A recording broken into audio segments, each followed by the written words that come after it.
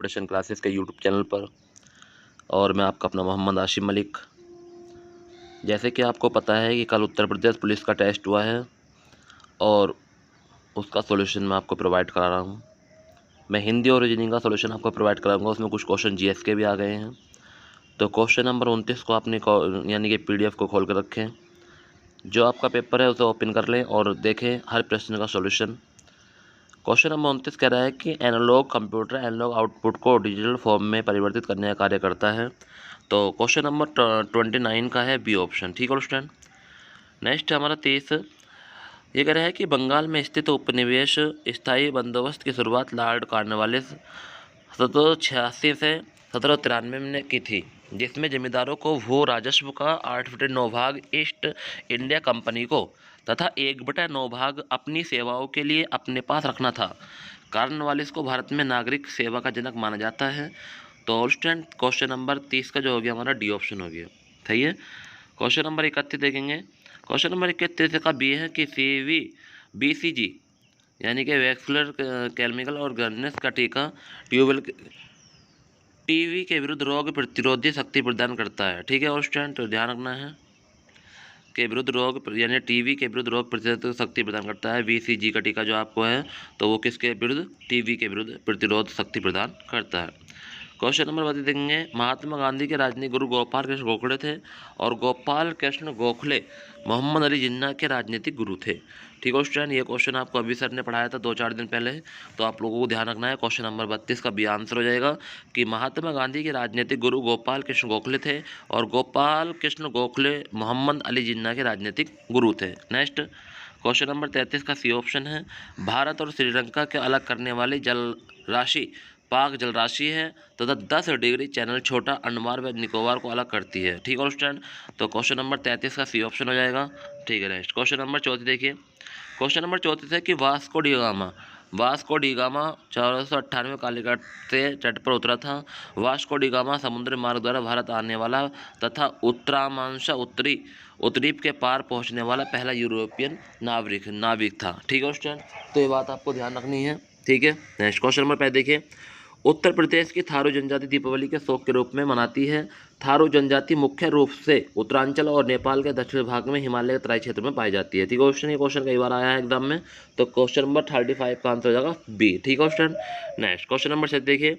भारतीय संविधान के अनुच्छेद 243 में पंचायत राज प्रणाली की व्यवस्था करता है और अनुच्छेद 51 का के मूल कर्तव्य तथा अनुसूची 9 में भूमि सुधार का उल्लेख है। ठीक है स्टूडेंट। तो 36 क्वेश्चन का आंसर हो जाएगा बी ऑप्शन। ठीक है स्टूडेंट। पहले आपने जो टेक्स्ट बुक है उसे सामने रखिए और देखिए आंसर क्या बताना हो। ठीक है बार बार। नेक्स्ट क्वेश्चन नंबर 7 देखिए। ऑक्सीजन रंगहीन स्वादहीन एवं गंधहीन गैस है। इसकी खोज के अध्ययन में जे प्रिस्टले तथा CW शीले के महत्वपूर्ण भूमिका निभाई थी। वास्तव में ऑक्सीजन तत्व की खोज सन 1772 में कार्ल शीले नामक वैज्ञानिक ने पोटेशियम नाइट्रेट को गर्म करने से प्राप्त किया था। ठीक है स्टूडेंट। अच्छा क्वेश्चन है, कई बार एग्जाम में पूछ लिया गया है। क्वेश्चन नंबर 37 का बी आंसर है स्टूडेंट। नेक्स्ट क्वेश्चन नंबर 38 देखिए। क्वेश्चन नंबर 38 का आंसर सी है स्टूडेंट। क्या कह रहे हैं कि 67वें राष्ट्रीय फिल्म पुरस्कार समारोह का आयोजन विज्ञान भवन में आयोजित किया गया। सुपरस्टार रजनीकांत को 51वें दादा साहब फाल्के पुरस्कार से सम्मानित किया गया तथा मनोज वाजपेयी, कंगना रनौत और धनुष को बेहतरीन अभिनय के लिए सम्मानित किया गया था। फिल्म छिछोरे को सर्वश्रेष्ठ हिंदी फिल्म का पुरस्कार मिला। ठीक है स्टूडेंट। तो ध्यान रखना आप। क्वेश्चन नंबर 38 का जो हो गया हमारा आंसर क्या हो गया सी हो गया। अब यहाँ से क्वेश्चन नंबर 39 से हमारी हिंदी आ जाती है स्टूडेंट और हिंदी के सभी प्रश्न आपको मैं बताऊंगा। क्वेश्चन नंबर 39 में हिंदी का पहला आंसर है ए यानी परोक्ष का विलोम प्रत्यक्ष, स्थूल का विलोम सूक्ष्म। तो अपरोक्ष शब्द प्रत्यक्ष का समानार्थी शब्द है। ठीक है क्वेश्चन। ये बात आपको ध्यान रखनी है। परोक्ष का विलोम प्रत्यक्ष होता है, स्थूल का विलोम सूक्ष्म होता है, तो अपरोक्ष शब्द प्रत्यक्ष का समानार्थी शब्द है। क्वेश्चन नंबर 40 देखिए। उत्कर्ष का विलोम निष्कृष्ट होगा तथा विकराल का विलोम अविकराल होगा। ठीक है स्टूडेंट। उत्कृष्ट का विलोम निकृष्ट होगा तथा विकराल का विलोम अविकराल होगा। ठीक है। तो क्वेश्चन नंबर 40 था स्टूडेंट। नेक्स्ट क्वेश्चन नंबर 42 पाते हैं। देखिए क्वेश्चन नंबर 42। क्वेश्चन नंबर 41 देखिए स्टूडेंट। तो ये कह रहा है कि पानी पीकर जात पूछना मुहावरे का अर्थ है। तो स्टूडेंट आप लोगों को ध्यान रखना है, काम निकलने के बाद सोचना होता है, यानी क्वेश्चन नंबर 41 का सी। ठीक है स्टूडेंट। तो ये बात आपको ध्यान रखनी है। क्वेश्चन नंबर 41 का जो हो जाएगा सी हो जाएगा कि पानी पीकर जात पूछना मुहावरे का अर्थ है, तो काम निकलने के बाद सोचना होता है। नेक्स्ट क्वेश्चन नंबर 42 देखेंगे। वाक्यों का वर्गीकरण मुख्यतः दो प्रकार से होता है। नंबर 1 अर्थ के आधार पर, नंबर 2 रचना के आधार पर। अर्थ के आधार पर वाक्यों का वर्गीकरण, अर्थ के अनुसार वाक्य 8 प्रकार के होते हैं। विधानवाचक, निषेधवाचक, आज्ञावाचक, प्रश्नवाचक, इच्छावाचक, संदेहवाचक, विस्मयवाचक और संकेतवाचक। और स्टूडेंट इनके बारे में आपको पूरी जानकारी पता है। आपको मैंने जो बच्चे हमारे पुराने हैं उनको सबको पता है इसके बारे में कि अर्थ के आधार पर जो वाक्य होते हैं 8 प्रकार के होते हैं और कौन कौन से होते हैं। नेक्स्ट इन्हें मैं आपको एक बार और फिर पढ़ाऊंगा क्लास में, ठीक है स्टूडेंट, बने रहे आप क्लास में लास्ट तक, ठीक है। नेक्स्ट अगला पॉइंट है बच्चों, रचना के आधार पर जो होते हैं 3 प्रकार के होते हैं। तो ध्यान रखना है, सरल वाक्य, संयुक्त वाक्य और मिश्र वाक्य। इनके बारे में आप लोगों को सबको बताऊंगा कि सरल वाक्य कैसे कहते हैं, संयुक्त वाक्य कैसे कहते हैं और मिश्र वाक्य कैसे कहते हैं। और स्टूडेंट यहाँ तो भी आपसे सिर्फ यही पूछा है कि अर्थ के आधार पर वाक्य कितने प्रकार के होते हैं और रचना के आधार पर कितने होते हैं। और स्टूडेंट अगले प्रश्न में आप लोग अच्छे समझना, अगले जब भी आपसे क्वेश्चन आएगा तो ये आएगा कि बताओ कौन सा वाक्य सरल वाक्य का है, कौन सा संयुक्त का है, कौन सा मिश्रित का है, या आज्ञावाचक कौन सा है, प्रश्नवाचक कौन सा, इच्छावाचक कौन सा, ठीक है। अर्थ के आधार पर 8 होते हैं, उसमें तो कोई भी हेडिंग आपको पूछ लेगा, कोई सा भी क्वेश्चन, कोई सी भी हेडिंग का कोई सा भी एग्जाम्पल आपसे मालूम कर लेगा, ठीक है। और क्वेश्चन नंबर 43 पाइए। क्वेश्चन नंबर 43 का सी है और स्टूडेंट यहाँ पे कह रहा है कि पावन का संधि विजय पो प्लस अन होगा यदि अयादि स्वर संधि है। इसके नियमानुसार ए और ओ के बाद जब कोई भिन्न स्वर आता है तो ए के स्थान पर आए और ओ के स्थान पर अब, ए के स्थान पर आप, ठीक है। स्टूडेंट आप जानते हैं और ओ के स्थान पर आप हो जाता है, ठीक है। यानी कि छोटे आप ध्यान रखना है स्टूडेंट कि आई कब होता है छोटे के साथ, ठीक है, आई हो जाता है और बड़े ओ के साथ क्या हो जाता है अब हो जाता है, ठीक है। बात आपको ध्यान रखनी है, ठीक है स्टूडेंट। और ये हमारे पवन आपको पता चल गया कि कौन सा संधि अयादि संधि है। तो ये क्वेश्चन बहुत ईजी था स्टूडेंट। क्वेश्चन नंबर 43 का सी। क्वेश्चन नंबर 44 देखिए, हिंदी वर्तनी का महत्वपूर्ण नियम सा जैसे आदि सारूप्य वाच्यों को पूर्व हाइफन का प्रयोग किया जाता है, जैसे तुम सा, राम जैसा, अतः विकल्प सी, बड़ा सा, सुधब। हिंदी वर्तनी का महत्वपूर्ण नियम सा जैसा, ठीक है, आदि सारूप्य वाच्य को पूर्व हाइफन। ये ऑप्शन अच्छा क्वेश्चन है ये मैंने आप लोगों को इसलिए रखा था क्योंकि आप आने वाले एग्जाम में इस चीज़ की गलती ना करें। तो क्वेश्चन नंबर 44 का सी हो जाएगा स्टूडेंट। ये बात आपको ध्यान रखनी है कि हिंदी वर्तनी महत्वपूर्ण नियम सा जैसे आदि सारूप्य वाच्यों में हाइफन जैसे योजक चिन्ह का प्रयोग किया जाता है, जैसे तुम सा, राम जैसा, अतः विकल्प सी का बड़ा सा शुद्ध शब्द होगा, ध्यान रखना। क्वेश्चन नंबर 45 देखिए, जिस प्रकार यानी जिस क्रिया के व्यापार का फल करता पड़ता था कर्म के साथ में नहीं होता है उसे अकर्मक क्रिया कहते था। पानी बरस रहा है में आकर्मक क्रिया है, ठीक है स्टूडेंट। पानी बरस रहा है कैसी क्रिया है, आकर्मक क्रिया है, 45 का ये। क्वेश्चन नंबर 46 देखिए, बोलने वाले वक्ता को उत्तम पुरुष कहा जाता है, जैसे मैं, हम, परंतु सर्वनाम में कारकों की विभक्ति लगाने से इसके रूप में विकृति आ जाती है, जैसे मैं, मुझे, मेरा, मुझसे, मुझको आदि। अतः मुझे उत्तम पुरुष का सर्वनाम है। तो ये बात आपको ध्यान रखनी है स्टूडेंट। ये बात मैंने आपको ये संज्ञा से वाले टॉपिक में आई थी कि बोलने वाले वक्ता को उत्तम पुरुष कहा जाता है, जैसे मैं, हम, परंतु सर्वनाम के कारकों की विभक्ति लगने से इसके रूप में विकृति आ जाती है, जैसे मैं, मुझे, मेरा, ठीक है स्टूडेंट। तो अतः मुझे उत्तम पुरुष का सर्वनाम है। नेक्स्ट क्वेश्चन नंबर 47 देखिए, अर्थ के आधार पर शब्द 4 प्रकार के होते हैं, एकार्थी, अनेकार्थी, समानार्थी और विपरीतार्थी, ठीक है स्टूडेंट। तो एकार्थी, अनेकार्थी आप लोग सब आपने अच्छे पढ़ा है, समानार्थी और पर्यायवाची बोलते हैं, विपरीतार्थी विलोम शब्द को बोलते हैं, ठीक है। तो ध्यान रखना क्वेश्चन नंबर 47 का जो आंसर हो जाएगा बी हो जाएगा। क्वेश्चन नंबर 48 देखिए, क्वेश्चन नंबर 48 है, जो शब्द विदेशी भाषाओं से जो के त्यों अथवा परिवर्तित रूप में हिंदी के प्रयोग किए गए विदेशी शब्द कहलाते हैं, जैसे लालटेन, बोतल, तारपीन, आदमी, तोप, अमीर, टिन, नोटिस आदि। तो ये बात आपको ध्यान रखनी है। 48 का जो है डी ऑप्शन हो जाएगा स्टूडेंट, ये बात भी आपको ध्यान रखनी है। क्वेश्चन नंबर 49, यशोदा यशा प्लस द विसर्ग संधि है यदि विसर्ग के पहले आ हो और वर्ग के प्रथम द्वितीय वर्ण को छोड़कर अन्य कोई वर्ण हो या में हा में से कोई हो तो आ और विसर्ग मिलाकर ओ हो जाता है, ठीक है स्टूडेंट। तो ये बात आपको ध्यान रखनी थी, ये हमारी क्या है विसर्ग संधि है, यशोदा यशा प्लस द, ठीक है स्टूडेंट। नेक्स्ट आगे देख, क्वेश्चन नंबर 50 है कि संज्ञा के जिस रूप से क्रिया के आधार का बोध होता है वह अधिकरण कारक कहलाता है। इसमें पर भीतर चिन्हों के द्वारा प्रकट। कुर्सी पर मास्टर साहब जी बैठे हैं और ये ध्यान रखना है मैं 5 मिनट में आ रहा हूँ। तो संज्ञा के जिस रूप से क्रिया के आधार का बोध होता है उसे अधिकरण कारक कहते हैं, ठीक है। ऑप्शन ये आपको मैंने बता दें, मैं, कोमा पर और भीतर, तो कुर्सी पर और मैं 5 मिनट में आ रहा हूँ, तो ऑप्शन नंबर डी हो जाएगा। बहुव्रीहि समास, इस समास में कोई भी शब्द प्रधान नहीं होता है, दोनों शब्द मिलाकर एक नया अर्थ प्रकट करते हैं, जैसे चतुर्भुज। 4 है भुजा जिसके अर्थ है विष्णु, जलज जल में उत्पन्न होने वाला अर्थात कमल, ठीक है ऑप्शन ध्यान रखना है। क्वेश्चन नंबर 51 का सी ऑप्शन हो जाएगा, ठीक है। नेक्स्ट क्वेश्चन नंबर 52, संस्कृत में ऐसे शब्द जिनके हम ज्यों का त्यों प्रयोग में लाते हैं तत्सम शब्द कहलाते हैं, तिलक, अग्नि, सूर्य, माता, पिता इत्यादि। ठीक है स्टूडेंट, तो ध्यान रखना है। संस्कृत के ऐसा जिसे हम जो गतियों में प्रयोग लाते हैं उन्हें हम सत्सम शब्द कहलाते हैं। तिलक, अग्नि, सूर्य, माता, पिता इत्यादि। क्वेश्चन नंबर 53 देखिए, अंडे का शहजादा लोकोक्ति का अर्थ है अनुभवहीन व्यक्ति होना। ठीक है क्वेश्चन, तो अंडे का शहजादा अनुभवहीन व्यक्ति होना, ये हमारा क्वेश्चन नंबर 53 का आंसर हो जाएगा।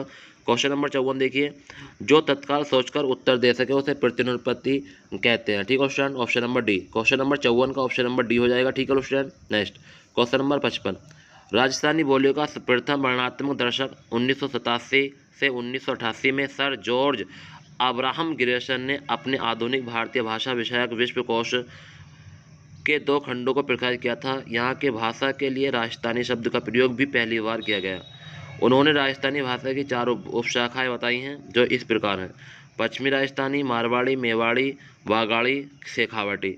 तो आप लोगों को ध्यान रखना है, पहली होती है पूर्वी राजस्थानी, इसमें आती है ढूंढाली, हाड़तौली, जयपुरी, और नेक्स्ट है उत्तरी राजस्थानी, मेवाती, अहिरवाटी, और दक्षिणी राजस्थान मालवी और निमाड़ी। ठीक है स्टूडेंट, ये नए प्रश्न हैं, आप लोगों को ध्यान रखने हैं। नए तो नहीं है, खैर आप लोगों ने नहीं पढ़े होंगे इसलिए आपके लिए नए हैं स्टूडेंट। तो ये सारी चीज़ें आप स्क्रीनशॉट लेकर रख लेना कि राजस्थानी बोली का सर्वप्रथम वर्णनात्मक दशक 1987-1988 में माना जाता है।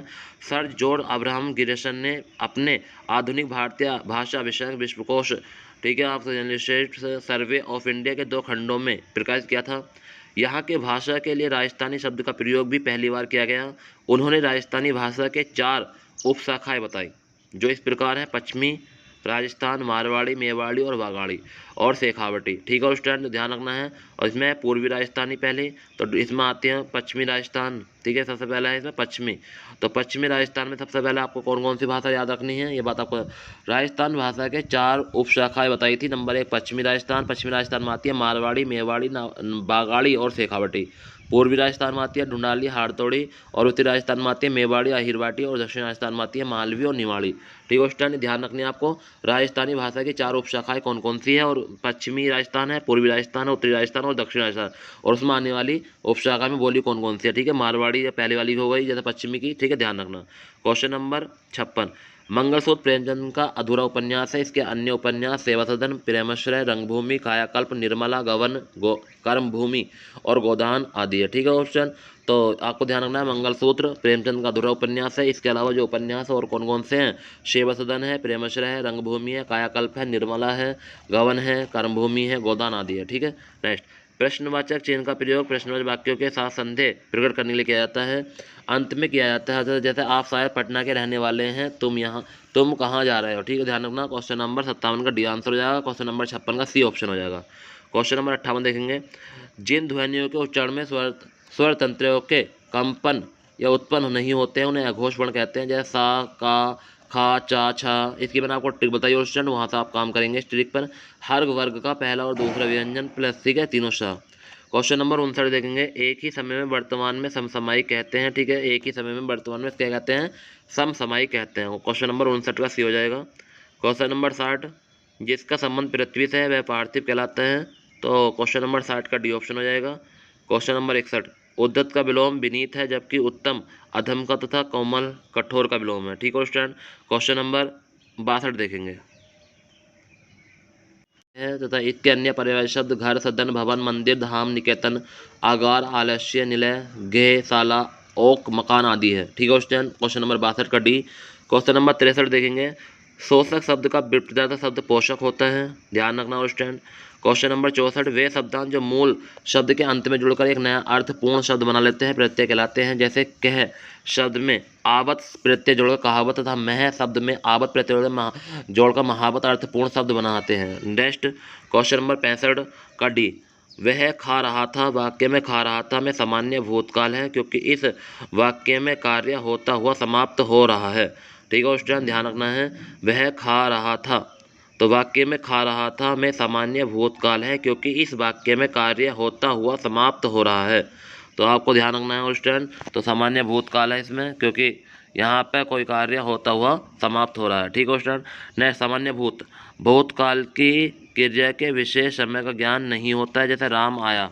ठीक है, राम आया। ठीक है, संदिग्ध भूत, इसमें यह संदेह बना रहता है कि भूतकाल में कार्य पूरा हुआ या नहीं, जैसे आपने सिनेमा देखा होगा। पूर्णभूत, इसमें क्रिया की समाप्ति का स्पष्ट बोध होता है, जैसे मोहन विद्यालय जा चुका था। अपूर्णभूत, इसमें क्रिया भूतकाल में हो रही थी किंतु उसकी समाप्ति का पता नहीं चलता, जैसे मोहन किताब पढ़ रहा था।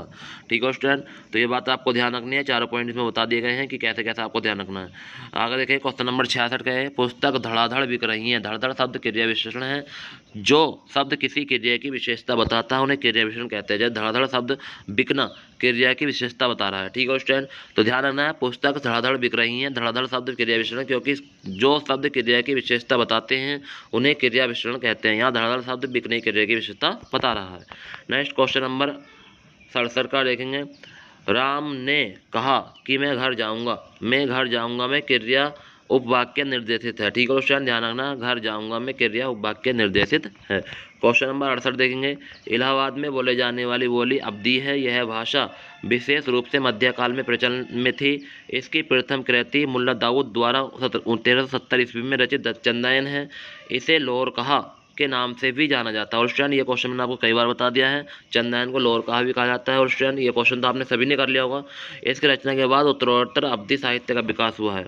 अवधी भाषा का प्रयोग क्षेत्र अयोध्या, लखनऊ, इलाहाबाद, रायबरेली, सीतापुर, फैजाबाद, गोंडा, प्रतापगढ़ इत्यादि है। ठीक है स्टूडेंट, क्वेश्चन नंबर 2, इसका पॉइंट 2 है, ब्रज भाषा का प्रयोग क्षेत्र मथुरा, आगरा, अलीगढ़, मैनपुरी, धौलपुरी इत्यादि है। और स्टूडेंट, ये चीज़ नोट कर लेना, आने वाले एग्जाम में जरूर मिल जाएगी एक क्वेश्चन कि अवधी कहाँ कहाँ बोली जाती है या अवधी का प्रयोग क्षेत्र कौन सा है। तो अयोध्या, लखनऊ, इलाहाबाद, रायबरेली, सीतापुर, फैजाबाद, गोंडा, प्रतापगढ़ इत्यादि। ठीक है स्टूडेंट, नेक्स्ट है ब्रजभाषा का प्रयोग क्षेत्र मथुरा, आगरा, अलीगढ़, मैनपुरी, धौलपुरी इत्यादि।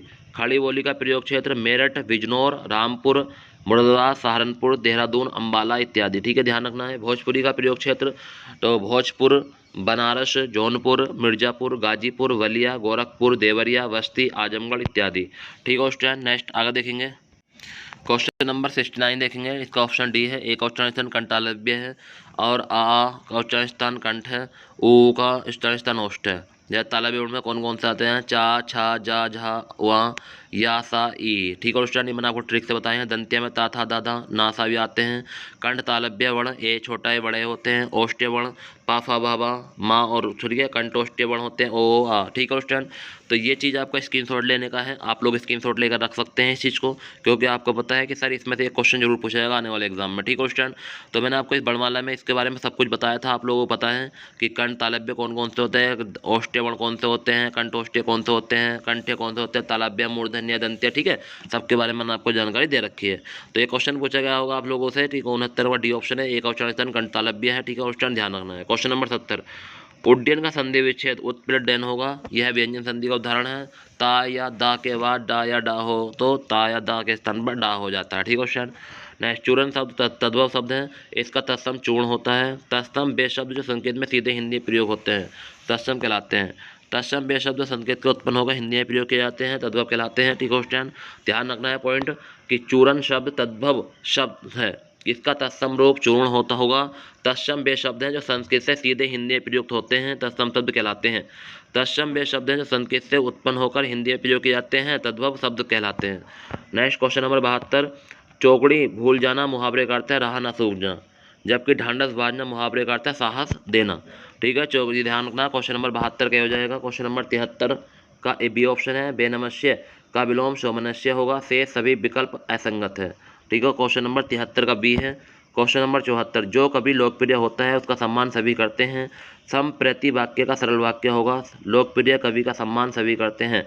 धातव्य है कि यह एक उद्देश्य और एक ही विधेय वाले वाक्य को सरल वाक्य कहते हैं।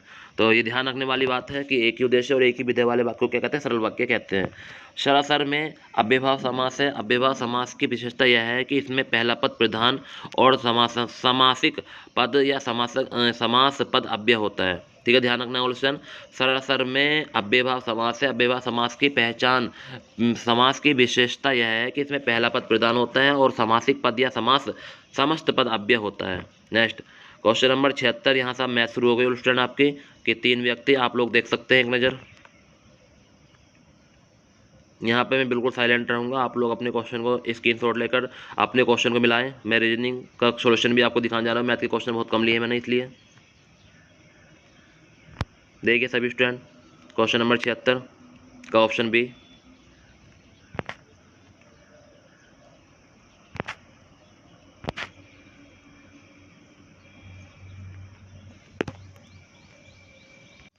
क्वेश्चन नंबर 99 देखेंगे।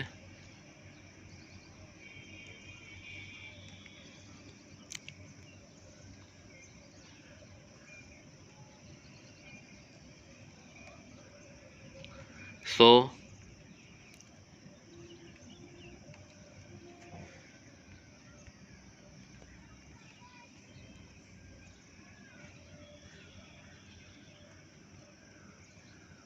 101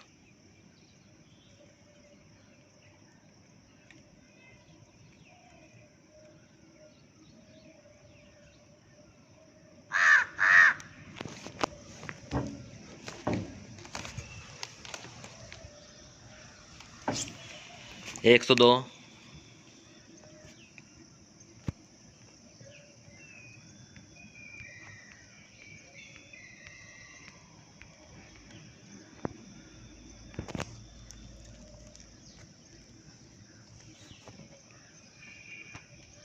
क्वेश्चन नंबर 103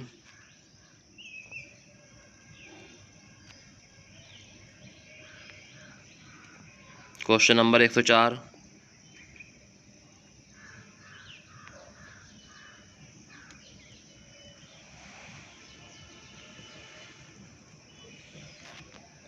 105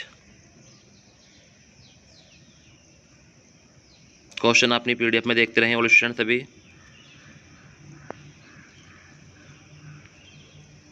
106 107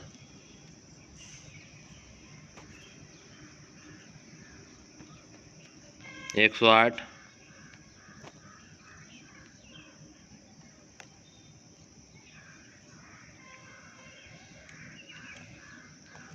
109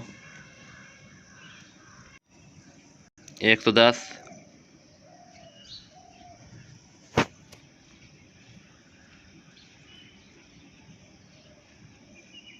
111 112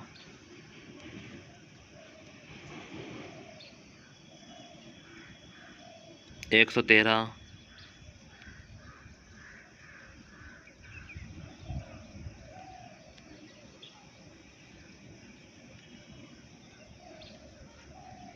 114 115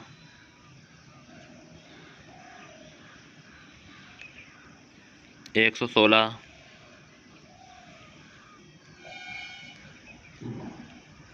117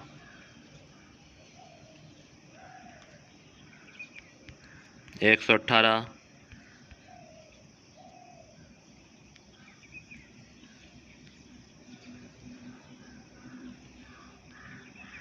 119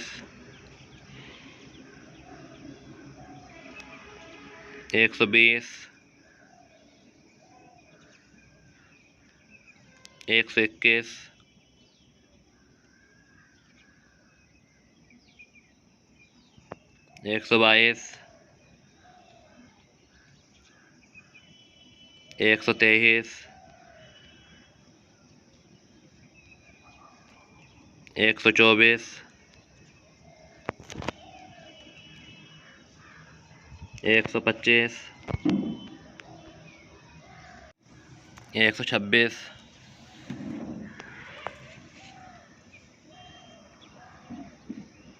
129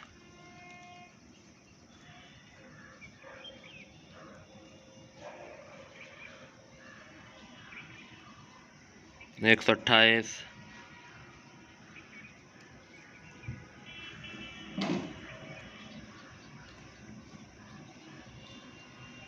131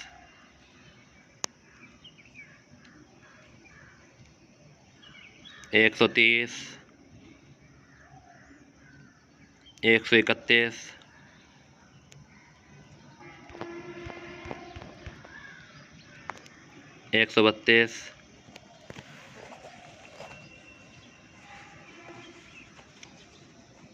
133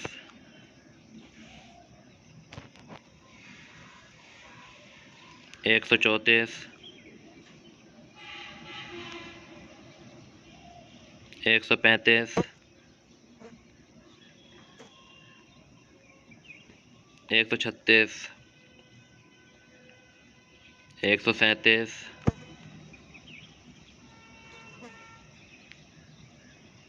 138,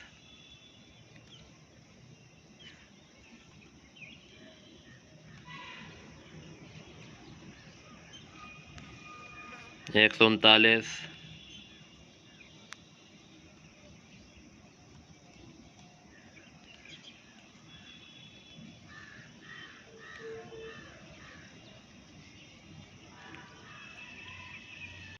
140,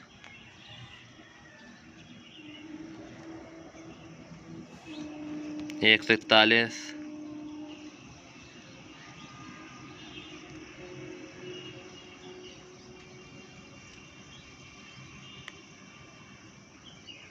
142,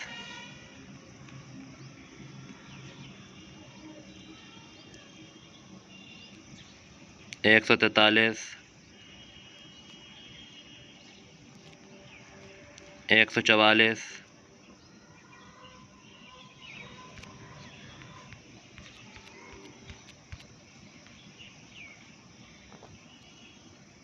145,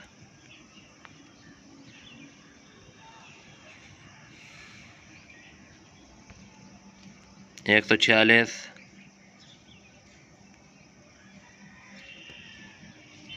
147,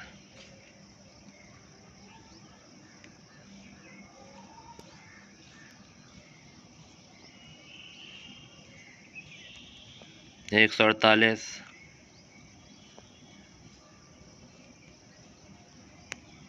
149,